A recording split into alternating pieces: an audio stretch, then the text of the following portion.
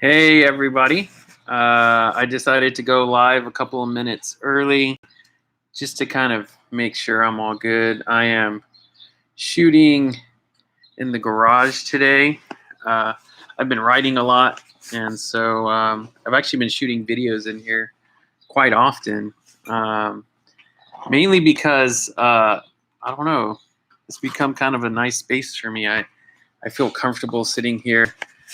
For those that can't see, I'll move out of the way. I actually have a trainer now hooked up to my bike, and so I've been riding on my bike for I guess 10 days. I actually had to take today off because I'm getting to a point where I'm overtraining, and and that's not good. So let me adjust this a little bit. There we go. Okay. So first question I have so far is from Anthony. It says, "Where did you get that tortilla made? That is awesome." So what I'm going to do is I'm actually going to show you how that came to be. I'm going to send you a link. I made that tortilla, not by myself, but I was one of the original people that worked on the project. And it was actually a huge undertaking. I had to raise, we had to raise $6,000 to buy an outdoor rated laser cutter, portable laser cutter that we could use at an arts festival. And so what we did was this all came together because living in San Antonio, Latino culture is huge, and there's a Mexican restaurant like every block. And so one of the things that's kind of like folklore of San Antonio is that your tia or tío or your abuela sees something in their tortilla, and they're always like, "I see something, in my tortilla. Here's, the Virgen de Guadalupe or whatever." And one of my students at the time, Andrew Valdez, was like, "Dude, it would be so crazy if we could literally make that happen." And we were hanging out with this guy named Jeremy Zunker, who was like, "Dude, we could probably laser cut that." And then literally the next day, we went to the maker space in San Antonio, Timbit Works, where we had helped them raise $12,000 to buy a full-size laser cutter that you can cut plywood with and all kinds of cool stuff. And so we brought some tortillas, we brought some designs, and there we were. We were etching on tortillas. And so there was an arts festival coming up, and we were like, we should pitch this. And so we pitched it, and they loved it. They actually asked us if to pitch it as one of our other projects, because we did two projects that year, and it was cool. It really worked out well. Let's see here. Howdy, Joey. How's your day been? Oh, my day is going great. I was about to reply there. Okay, yeah. Well, I'll just video. How about that? Duh. So yeah, my day's going well. I've just been working on a slew of different projects. Anthony asked about how I made that tortilla, and I was answering. The link is in the chat. We did this project where what we did was we went to this festival the laser cutter. So all right, for some reason I dropped out for a second there. I apologize. So what I was saying was that we had gotten the tortilla, we had gotten the tortillas, we had gotten a DSLR, we set up a little booth. People would take their photos, and then they could get their photos laser cut. Now it was slow to laser cut, so we kind of made the images a little bit smaller. But when we had time, what we did was we ended up circling back at the maker's space, and people that had taken their photos would get to go back. So Anthony, if you ever want a tortilla with your face on it, I am happy to try and help you procure one. It would be really awesome if we did it at A&M in College Station, at one of their maker spaces, so that they could kind of experience that phenomenon. Now, I don't recommend eating the tortilla. It has a really weird burnt smell for a while there. So yeah. Oh, Luis is on. We should hang out more. He was talking about how it was such a fun project to be a part of. We also did a bunch of projection mapping that time as well. So Oh, and Luis has his own laser cutter, so he's probably etching on all kinds of food. So that's cool. Um, but yeah, that's just like one of the many things I like to do is I like to do a lot of maker stuff, hardware, software, computer work, and so that's definitely a project I've been working on. Is figuring out how to kind of bring that to A&M where I'm currently teaching, because so many people think of teaching tech as like this kind of geeky, nerdy thing. And because of where I learned how to do tech, I didn't learn it that way necessarily. I mean, yes, we were geeks and we were nerds, but we really talked about the theory behind social and cultural phenomena, and then demonstrated like those ideas through technology, more so than saying, oh, look at this piece of technology, let's celebrate it and show what it can do. It's like we were more like, okay, well, if I wanted to show, the cultural significance of my Latino heritage in a very San Antonio way, which for those that don't know, San Antonio has like this really kind of pop Americana, Tejano feel in their art. And so if you look at a lot of artists, you'll notice that they mix both traditional like art with pop art. So there's this thing called First Friday. There's a bunch of First Fridays all over the nation. But in San Antonio, they have a First Friday where people sell their own wares, their own art wares. And sometimes, like I remember back in the day, I saw like little light switch covers, and they would have like wheat pasted, or what I think of as like a wheat paste, like a Garbage Pail Kid on it, and like all kinds of pop stuff on it. Or like there was like this sorape with like the Spurs logo on it and the Virgen de Guadalupe. And so I felt like the tortillas really made people kind of think about, whoa, what does it mean to have like Latino culture in San Antonio? Well, it's kind of over the top. So speaking of projects, I just got my video project finished and it's ready for upload. eCampus seems to be down right now, though. Oh yeah, eCampus goes down. That's definitely something that happens. And so so that project was like really, really cool. But we've done a lot of different hardware and software projects. Another thing I like to do a lot of is LED projects and projectioning projects. I did do an LED project with kids where I showed them how to make like what they call throwies. So it's like you take a battery like you would put in a watch, a 3-volt battery, and then you can literally just tape an LED to it, and it makes it into a light. And so I've hosted quite a few different kind of events where we do LED art. So I'm going to go ahead and put one of them into the chat. So this is from OpenEd, SA. This is a website I document either projects I was doing or projects other people were doing that I thought like advocated for arts in San Antonio. In the same website, I also have, I believe, let me go look. I have documentation, here we go, of when I took this, and instead of working with kids, I worked with college students, and we did a slew of different kinds of projects. But one of them was LED, some was projection mapping. I think we also, what else did we do that day?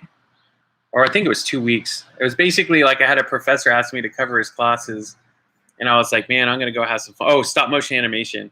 I was like, I want to go have some fun with the students. I didn't teach at UTSA. I just offered to cover the classes, and so I took a bunch of stuff. So yeah, so that's the link that you see in there that I just posted up. So it's always like the duocracy aspect of Convergent Media. I think you got a lot more out of people than you normally would otherwise. Yeah, I mean, oh, speaking of projection mapping, we were thinking of doing something fun with projection mapping at the rodeo next year, the Rona willing. you have any program recommendations? So let me answer Chris's question just briefly. Back in the day, we used MadMapper in Module 8 in Resolume. I don't know if Luis is still on here, but I would recommend kind of checking out those 3 applications and seeing if they're still viable. I really enjoyed them. By the way, I do have a Matrox triple head if you want to borrow that.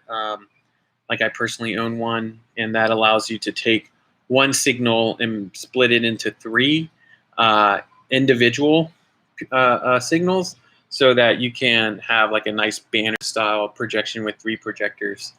So that's something to think about too, beyond software. And there's also interfaces. So, projectors you can choose from. So I recommend using 720p projectors. Bye. I recommend someone's leaving.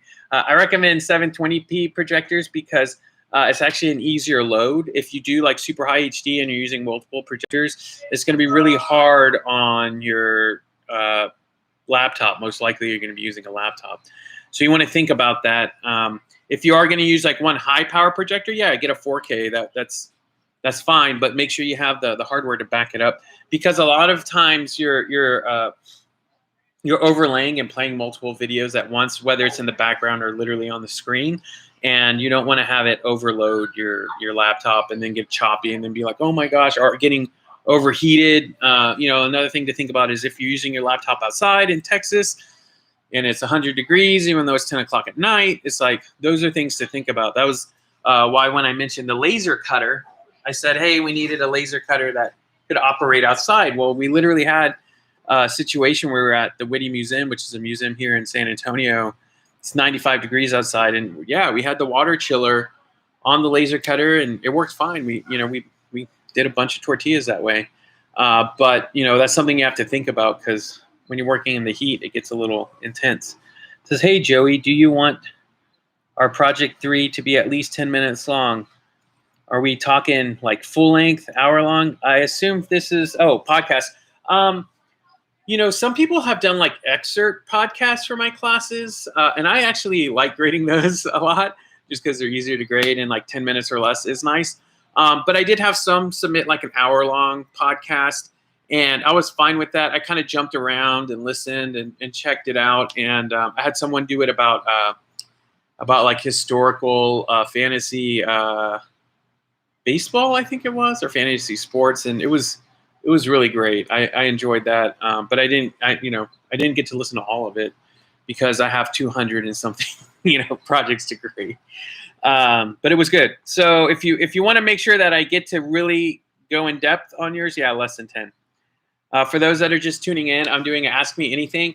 I have current students, past students, people that I've worked with professionally, people that I do advocacy work with, people that like cycling. I just have all kinds of people on here, and they're just asking questions, and I'm answering them, and I'm having a great time. It says, we're probably going to try and rent a high-powered projector, and I'm going to try and do it myself. So make sure your laptop's good. It says, I'd imagine you can still get interactive with PRJ mapping with an old Kinect. Man, so the other thing that we used to do that Luis is bringing up is that we used to take an Xbox Kinect a sensor, and we would hook it up through, I believe, Resolume. Luis may correct me on that.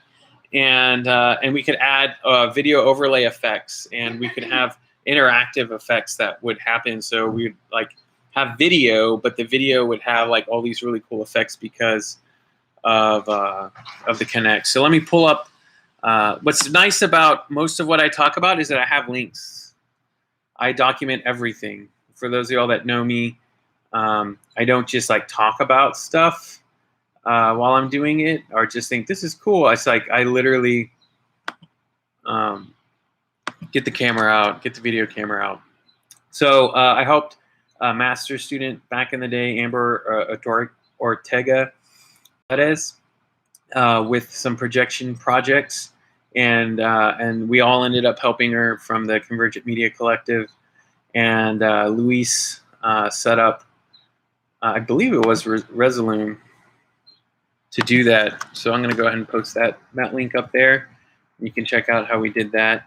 Now, it says we'll get ready to listen about Tinder, Animal Crossing, and quarantine things. Yeah, I mean, that sounds pretty nice and spanning because that's definitely stuff that's going on. I've had a lot of people from my popular culture class bring up Animal Crossing because I talked about gaming, and that just takes me back to like '05, I think, around that time, because my one of my good colleagues, Brandon Wiley, really liked Animal Crossing.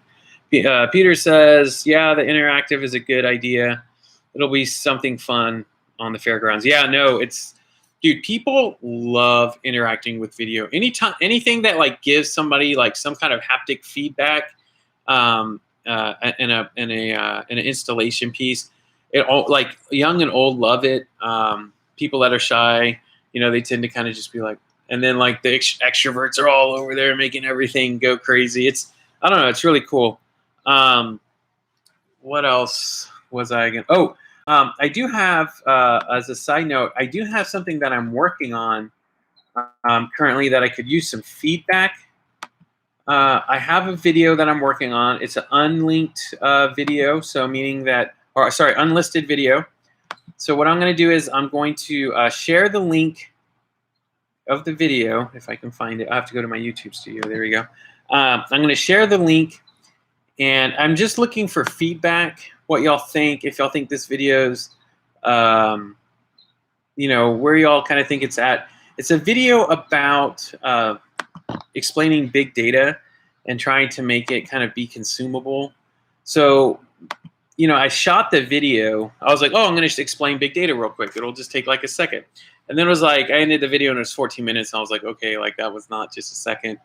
That's a long time. So what I decided to do was I decided to just go ahead and change the, let me check this just to see if somebody's giving me any feedback. I don't have a YouTube. Oh, somebody texted me a question. Okay, I'm going to answer that. But let me finish this. So I circled back and I said, okay, well, I finished that video. I said, well, let me go shoot a 30-second explanation. So I did. It was 40 seconds, okay, but it was roughly 30-second explanation on big data. And what I ended up doing was kind of just creating like an overall video that starts off with a 30-second explanation. And if people really want to hear what, about the finites of my reasoning behind how I describe big data, they can listen to the whole thing. But what I want to do is I want to add graphics and maybe even work with an artist or something to kind of take those graphics into something that looks really cool. And so here's the link to that. It's like I said, it's unlisted. I'm going to take that video down at some point. It's 720p. You see it in the video title. I actually shot it in 4K, so it'll be like high res when I actually go to publish it. But I'm just trying to get it out and get feedback from people, because just like I assign students projects, I'm always making myself undertake projects because I need to be producing stuff. I always never liked that as a student when I was working with professors that were very just theory based and were like, yeah, we'll just download an app and try it. It's like, no, like I should be able to download it and show it to you. Even if I fumble through it, it's like, if I'm asking you to do something, I should be willing to do it, or at least be able to try it. So I got a text that says, I don't have a YouTube account, but I remember Creston always saying that one day you would take over the world. And my question is, when do you plan to do that? Because we sure could use it right now. That's hilarious. So that's a great question. The answer is it's been going on for quite some time. I do it with a smile, and I'm super happy. And I don't need everybody to listen to me. I don't need a huge audience. All I really want to do is just kind of make sure that I document what I do as I do it, so that maybe when I'm dead, people will look at it like most people that have success. It's usually like once you're dead, which I always brought up in my theory courses with my professors, and it always drove them nuts because they would always have us read all these dead people, and then they would talk about how the dead people were completely ostracized by their peers, and then like I would go on to be completely ostracized by my peers and by them. I'm not making that up. I'm not lying. Not trying to be funny. Like they would literally ostracize me, even for making comments like that. And then here I am. This is what I do. But I think people just kind of enjoy that unfilteredness that people brought when it comes to like doing heavy theory and heavy lifting and kind of sticking to their own guns and how they describe and talk about things. This person commented about this guy named Creston. Creston is Creston Funk. He owned Concert Sound Hi-Fi, a hi-fi store that I used to help run from around 99 to 2010. And he is my hi-fi mentor, and so is Mark Easton, his partner.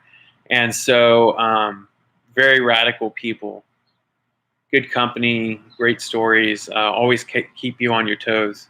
And so I definitely like that. Louis says, hey, do you think the JMS guys would work on a project with me at the dealership I work for? I've had this idea for a few weeks to work on this Honda Civic. Well, that's a tough question, because one of the things you got to keep in mind is that JMS Racing tends to do high horsepower builds. And so for those that don't know, I studied online and offline car culture in Central Texas. And so I worked with a lot of high-end automotive shops, also people that just like modified Mustangs or Civics. I modified a Civic. Actually, I had JMS tune my Civic, but they don't I don't know the answer to that, because they're not known for doing a lot of bolt-on upgrades to cars, but they do them. They're really known for the high horsepower builds, their LSX domestic builds, so like a Corvette, are things like that, or GTRs, or Evos. But I haven't really seen them do Civics too much. I don't know if there's a market for that, but there may be.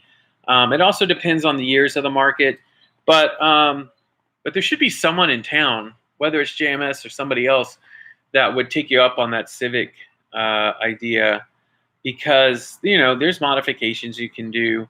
You can put tunes on them. All the newer Civics have turbos in them, so that's a lot of fun. Even if they're automatic, you can get them tuned now and make extra 20 to like 50 horsepower without having to really do any kind of supporting mods. So yeah, that's kind of, don't want to go too much into the car geeky stuff, but yeah, that's what I think about that. What other questions y'all got?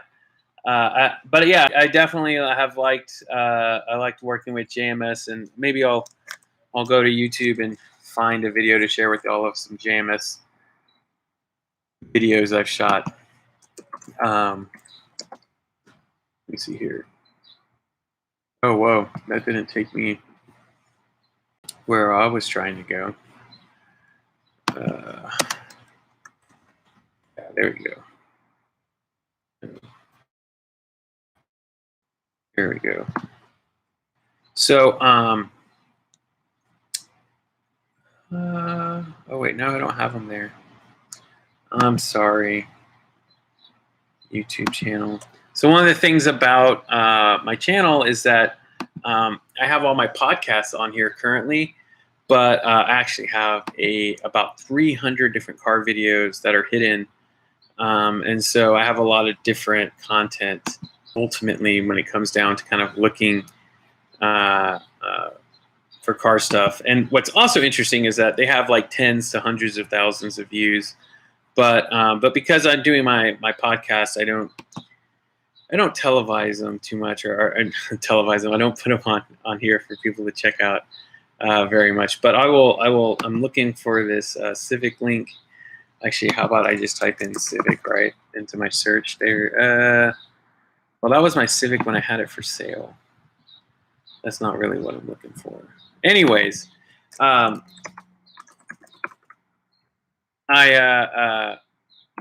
here we go.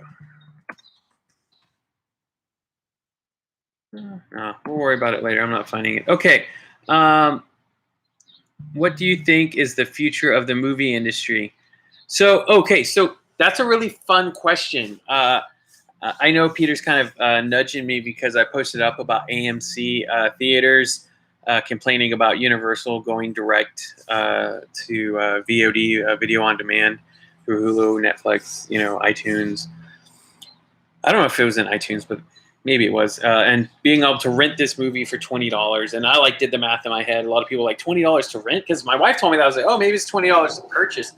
And then I was like, oh, it's $20 to rent. I was like, well, I mean, you go to the movies, you just spend, if you take 2 to 4 people, you're going to spend somewhere between $40 and $80, I guess, right?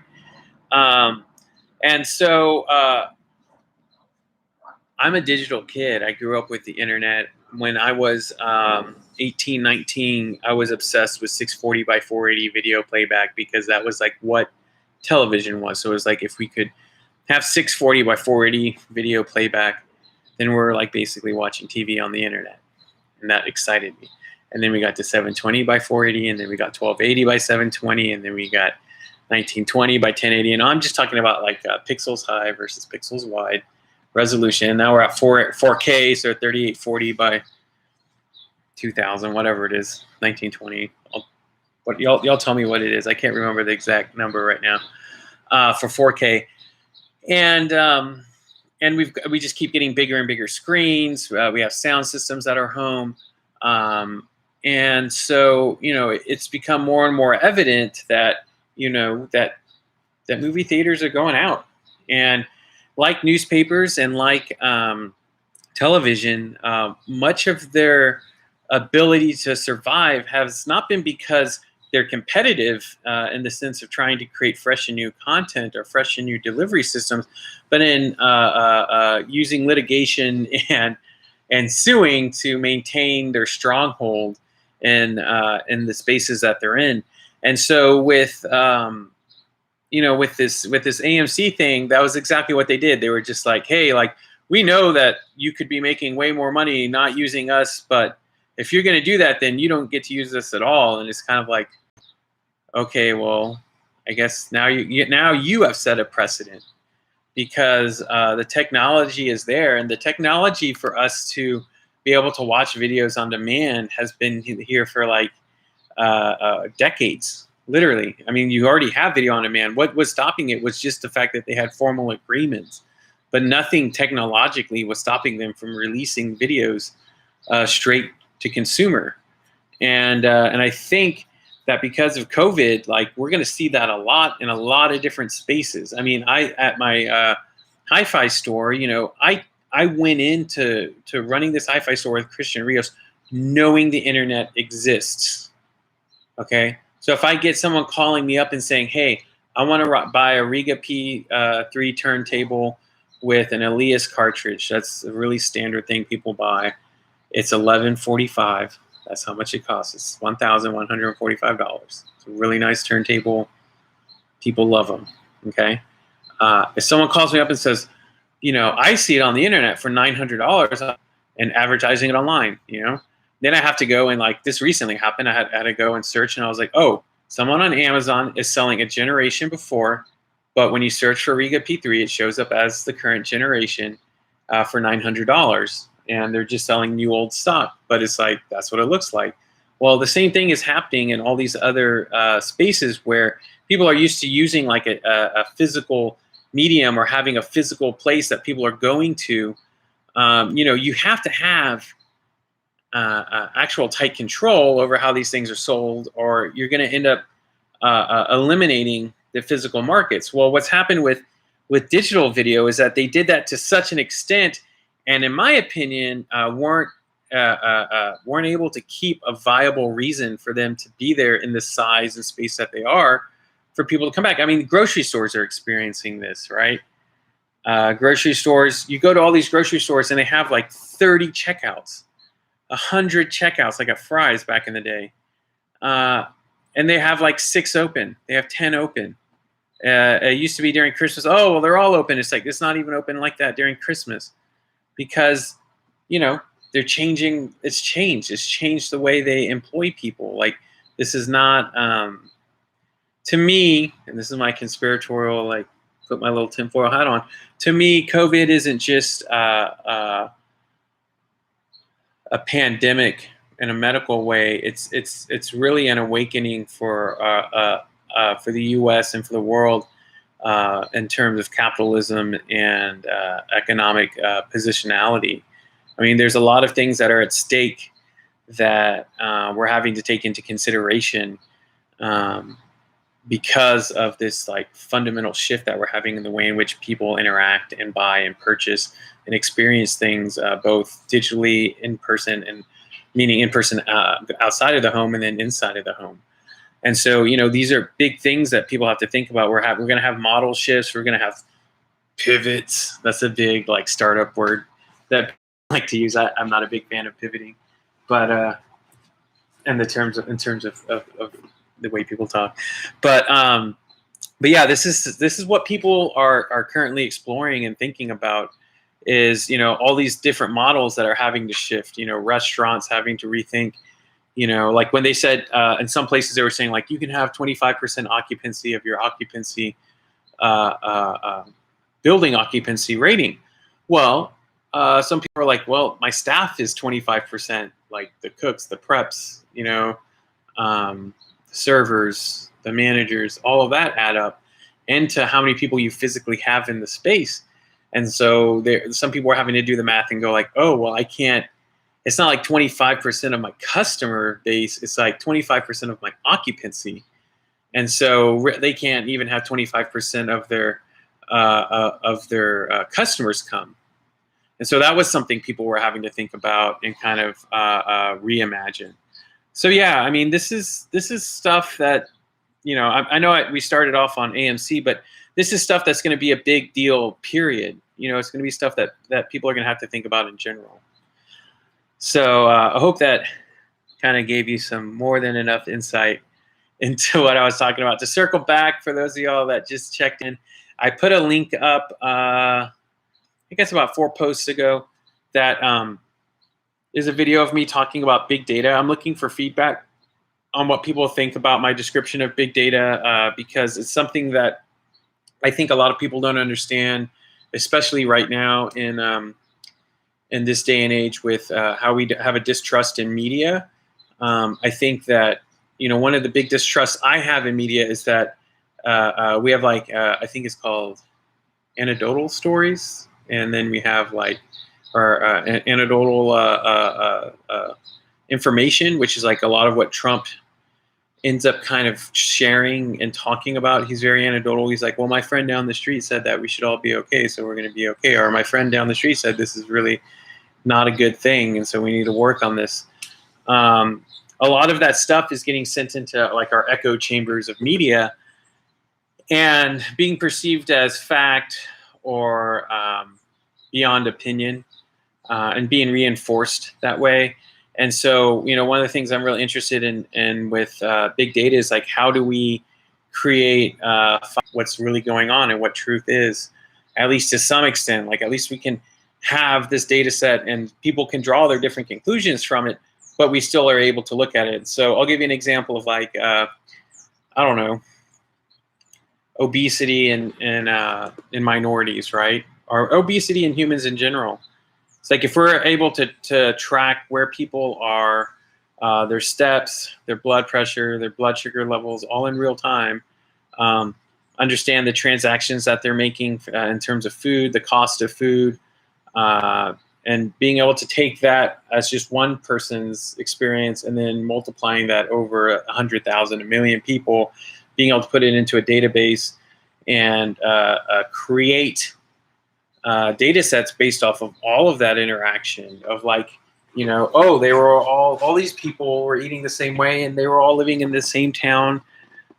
They all got these kind of same symptoms, those kinds of things, being able to look and see patterns. Now, this can be used for really bad and for really good. I mean, that's part of the problem. But to me, either way, it's going to be a reality. And so for me, it's like I want to figure out how we can, as people that are trying to do good, how we can use that to do good. So that's what that piece is about. So anyways, I really encourage you to check it out. Let me know what you think because I want to share it and kind of get it out there.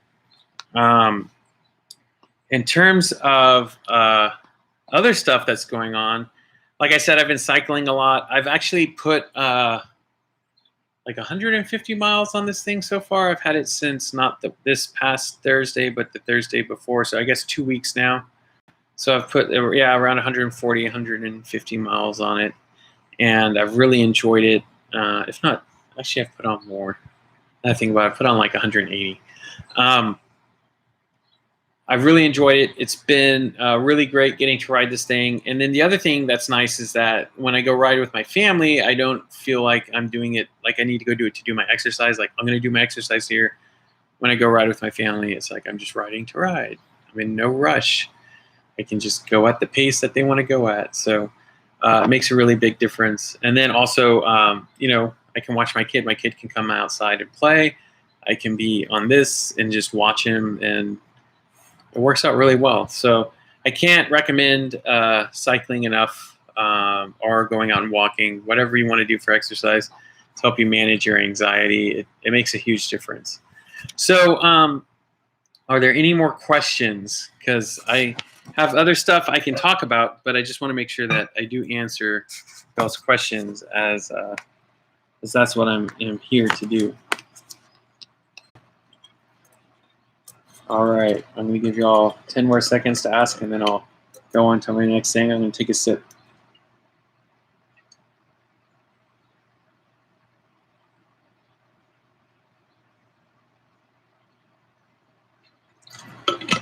All right, so, it says, talk about the pizza slice. How do you suggest going about contacting professors regarding research? Okay, I'm going to answer the research question, and then I'll answer the pizza slice question. Those are both great questions. So that is an awesome question, Claire, because that is like what I did when I was an undergrad. It was like I was super nerdy in a weird way, in that like I wanted to do exactly what you're asking. Is like I obsessed about that. And I was like, man, I want to go do research. Like this research thing sounds interesting, but it's like you mostly have to be a graduate student to do it. How do you do it as an undergrad? Like, and like I don't want to like just be someone that's just looking through something. Like I actually want to do something. And so what I ended up doing was, and what I recommend you do is, one, figure out all of the research groups in your department, and then start branching out into the college and then into the university for which you are at. Okay, look at those research groups, and then look at the professors. Go to their faculty pages and see what they're doing, and if anything interests you, then email them and say, "Hey, I am so and so. I am in the this department studying these things. Your research really interests me. Is there any way we could set up a meeting so I could just learn a little bit more about what you do? It's really interesting to me." Then what you do is a really critical next step. You go and it's really funny because a lot of times they're gonna interact with you and be like, you're all right. Like maybe I want to follow up with you. Always keep in your head like you're looking to see if you want to work with them. Okay, I know that sounds condescending or kind of like pretentious, but the reason I say that is because they're gonna have people contacting them all the time that are looking for help, and like if you already have the motivation to go out and seek this, like you're a step above most people. Okay. And so you want to kind of keep that edge. I mean, this is the same thing for like if you're looking for a job or an internship. Like, yes, be humble, be very thankful. I'm not saying don't do that, but what I am saying is that you do all of that, but ultimately when you come back home after you've experienced this really great discussion and see what you're adding, see what they're adding, see if the equation really does mesh well. Because to me, like that's a really big part. So first, I'd recommend that.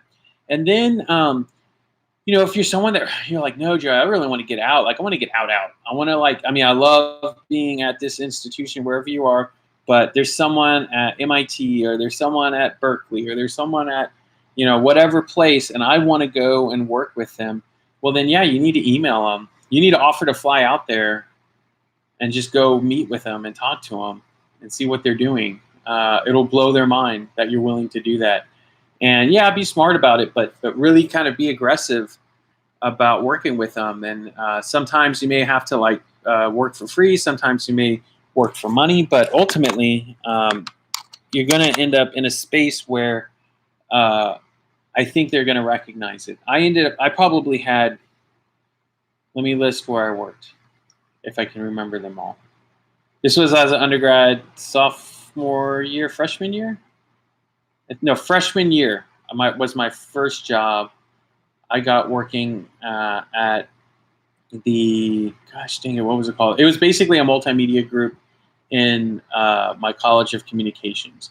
I just needed a job. It paid $8.50 an hour. I said I wanted $10 an hour. They said they'd pay me $8.50 an hour. I said I wanted $10 an hour.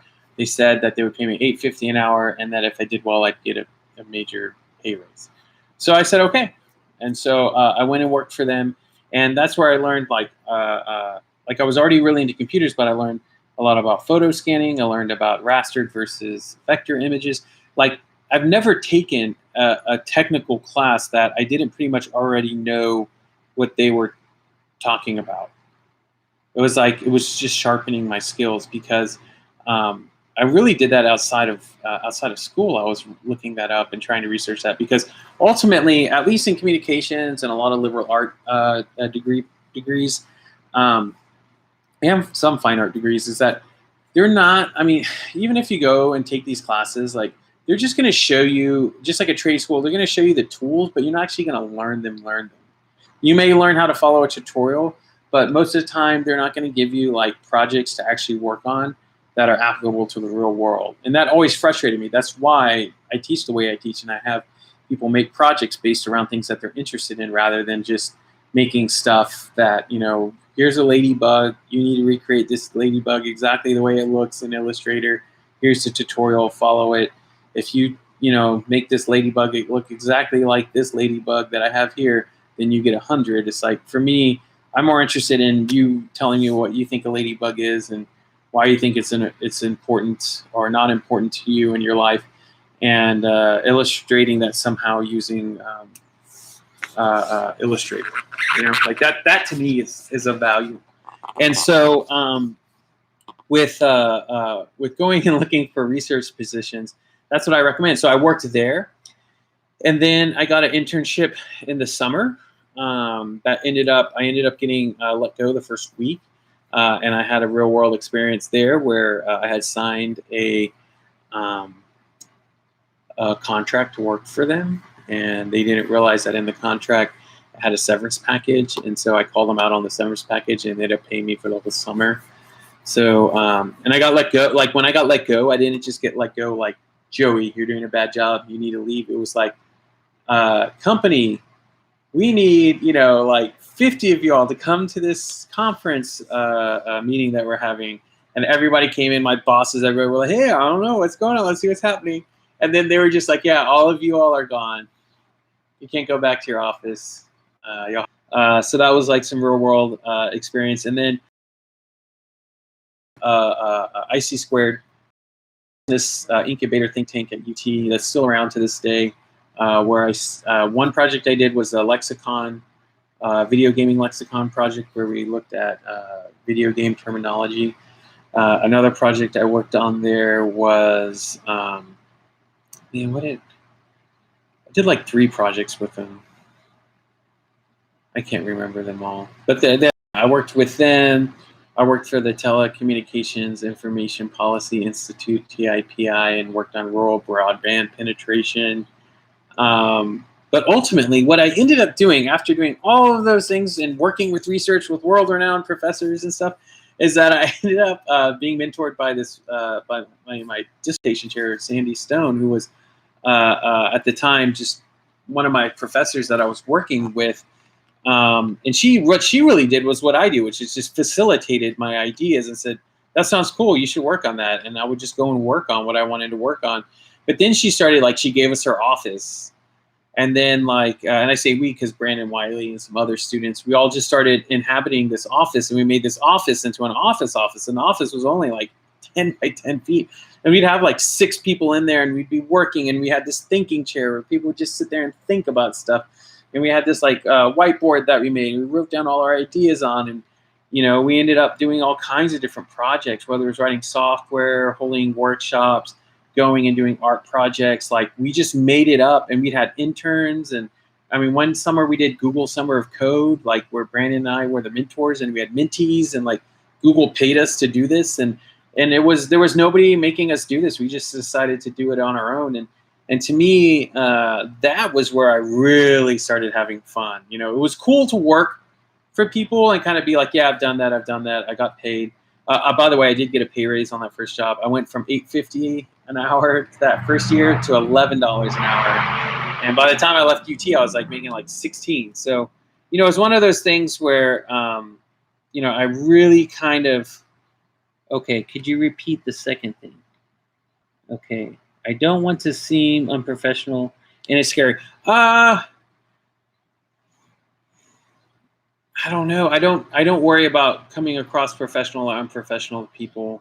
I think my intelligence, if they see, and my earnesty, if they see those two things come across, even if I seem unprofessional, that's something that they'll work with me on at some point. Granted, I wear shorts and a t-shirt, so you know, being unprofessional is like my profession.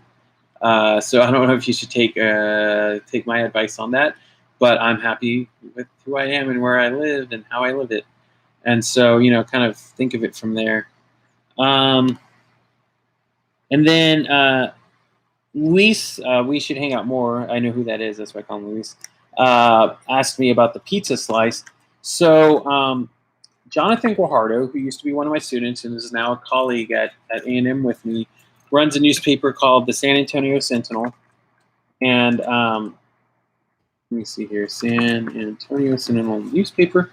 And in the past, I had written some articles for him, and I really kind of enjoyed what he's doing and how he's doing it. And so I had been writing like entrepreneurial videos about kind of thinking about entrepreneurialism or thinking about different MBA programs in the San Antonio area. But what I decided to do, oh, hold on. I'm going to get back to that. It says, I think the second thing you were saying was to be confident and make clear you have things to offer. And from what I understand, the context after, and that is great advice.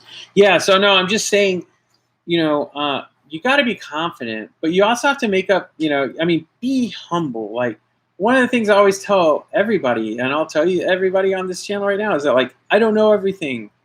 I never have, and I know I'm not supposed to. I just know I need to be able to ask for help and be professional about it. How about that? I'll use that. I'll use professional in that way. Be professional about how you ask for help, but you know, be sincere, be humble about it. But if you're being earnest and you really are trying to do your best, like you're gonna do well. So going back to this article in San Antonio. So for those that don't know, you know, San Antonio has one of the difference between roughly 50% of San Antonians live at or near poverty levels. And I grew up in this environment, and I kind of lived down the middle of that space.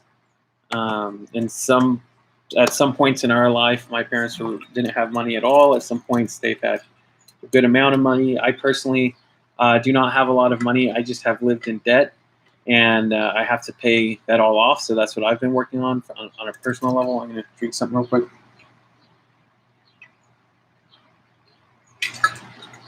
So I have negative equity, meaning that I am in no way rich, but I have social and cultural capital that probably makes people think that I do all right.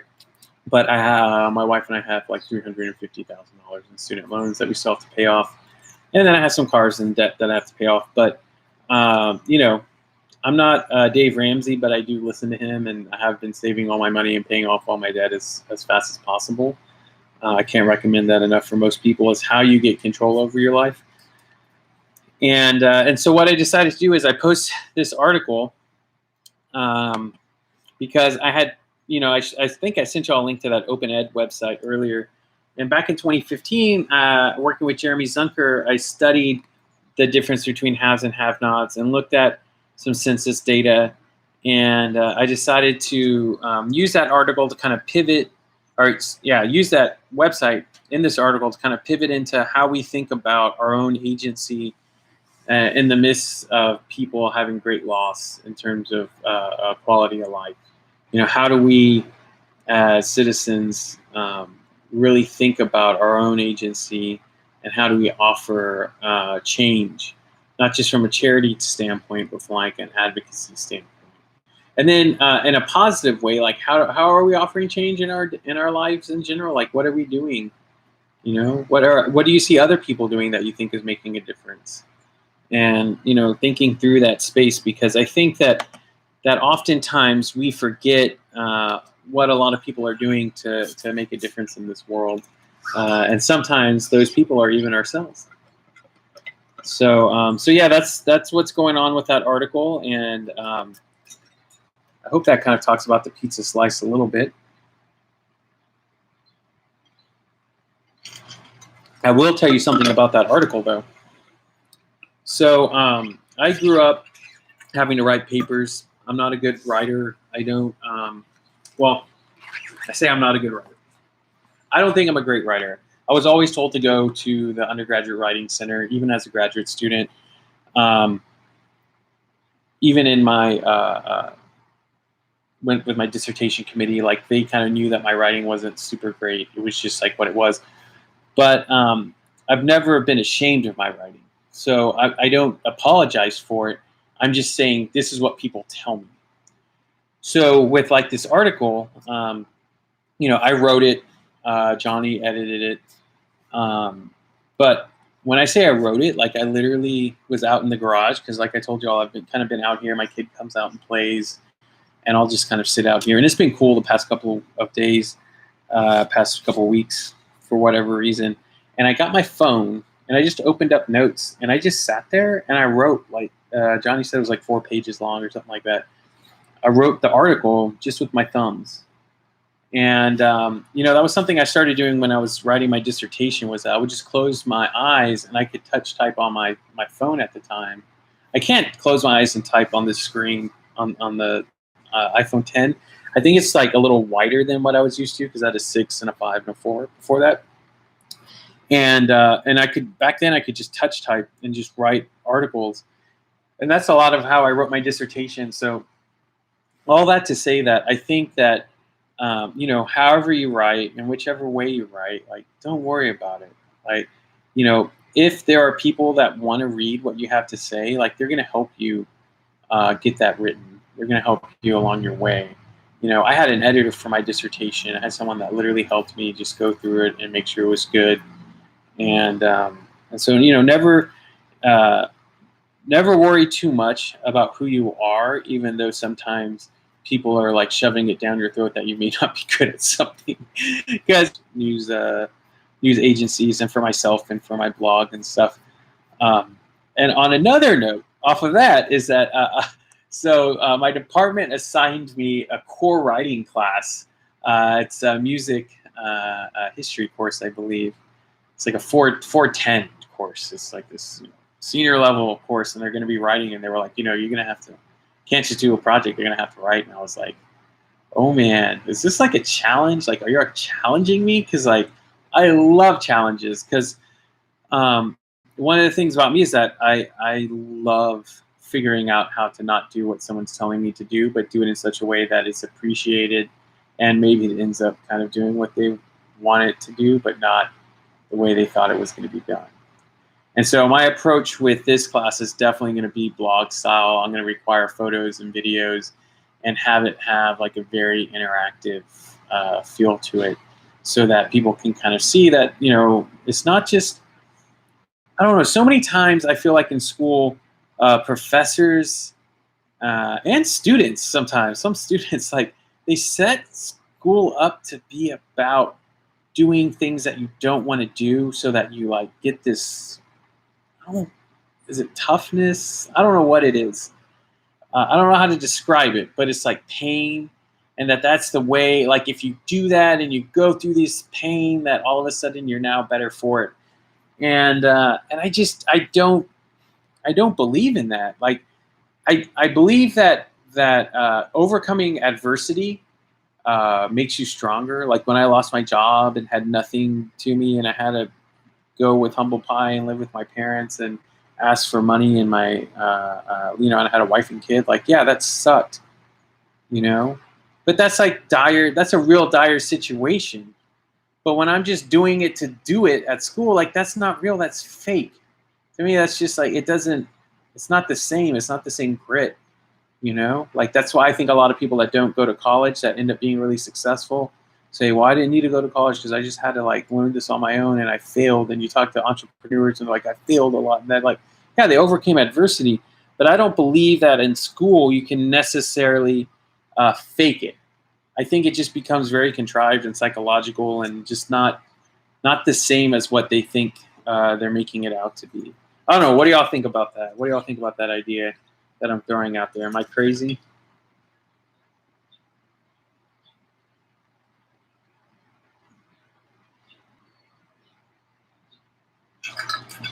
All right. So I've got 3 minutes left. I hope y'all are enjoying this AMA. Now I am technically finished with all my classes for this semester.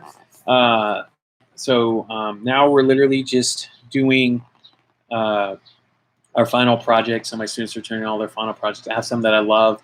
I'm going to ask some of my students if I can use them for examples. Every semester, myself and whoever else wants to be involved helps write a summary of the semester. Last semester, Jonathan and Jaffe Song helped me write our summary, which I'll pull up and send the link out to y'all so you can see what last spring or last fall was like.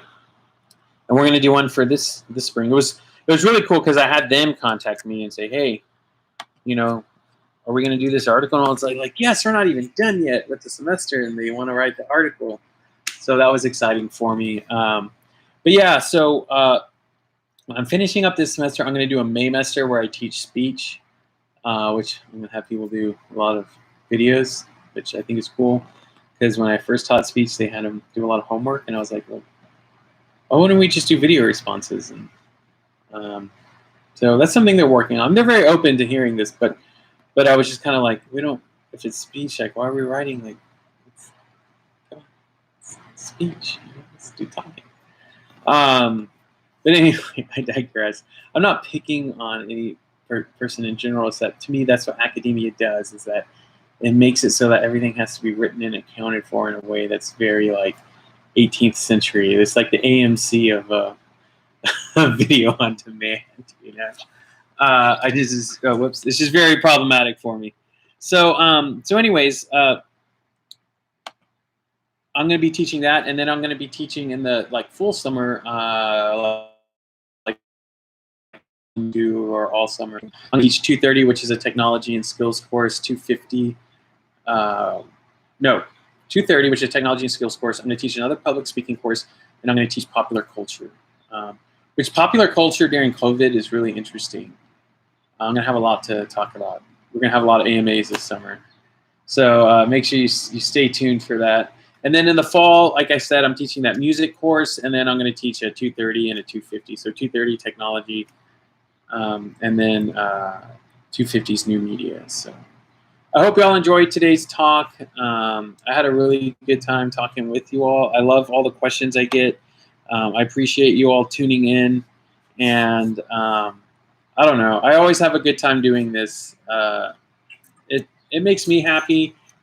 Sometimes I don't feel like doing it, but I come out and I'm just like, I should do this, you know? It's like, I remember you talking about a Joe Rogan class. Is that still a thing? No joke. Like our Com 289 spring Joe Rogan experience, just did it, just finishing it up. It totally happened. Like, we totally did a Joe Rogan class, and it was awesome. I had so much fun doing it.